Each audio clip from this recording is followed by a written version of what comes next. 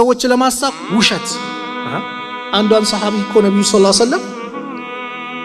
አብዱላህ ኢብኑ ዐምር ነው የሚናገረው ህፃኖኜ ነብዩ ሰለላሁ ዐለይሂ ወሰለም እኛ ቤት መጡና ልክ ልጫወት ልወጣ ስል እናቴ ና እንካዩን ነገር ልስጥ አለች ከዛ ነብዩ ሰለላሁ ዐለይሂ ወሰለም ምንድነው ልትሰጪ ያሰብሽው አለ አይ ተመርጄ ነው ና ብለሽው ልስጥ ብለሽው ምንም ነገር ባሰጭ ኖሮ ባንቺ ላይ አንዱ ውሸት ተብሎ ይጻፍብሽ ነበር ግልጽ ነው እኛ ልጆቻችን ላይ ና የሆነ ነገር ሰጣል ወይ ማታ ይበጠብጠናል ወይ ጧት ስራ ስንሄድ ሲበጠብጥ ምስል ሲያለቅስብን በቃ በኋላ ስመጣ ምላሳችን አያችሁ በኋላ ስመጣ ቸኮሌት ይዤ እመጣለሁ ብርቱካን ሙዝ ይዤ እመጣለሁ ማታ ስንመጣ ልብ በሉ ባዶ እጃችን ከመጣን ልጃችን ተግባራዊ ውሸት ያስተምራል ነብዩም ውሸት ነው ብለዋል ሐዲስ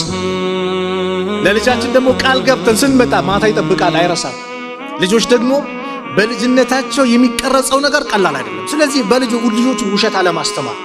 አንዳንድ ልጆች አሉ ሷሊው ልጆች የሚያዋርዱ ማለት ነው ለመግሪብ ላይ ዳዕዋ ሲያዳምጡ ሲሉ መስጊድ ላይ ምን ተማሩ አላህን ፍሩ ወላጆቻችሁን አክብሩ ጥሩ ነገር ተናገሩ ውሸትን ራቁ ተምረዋሉና ቤት ላይ መስጊድ ላይ የተማሩት መልካም ነገር አንዳንድ ወላጅ ቤት ላይ ያበላሽዋል ስልክ ሲደወል ማን ነው ይላል እከሌን ይደው የለም በይና ታነሳና አንዳንድ ምስኪን ልጅ አለች መስጊድ የተማረችው ሌላ ነው ቤቷ የሚነገረው ሌላ ነው ሄሎ አባዬ የለም በይ ብሎኛል ትላለች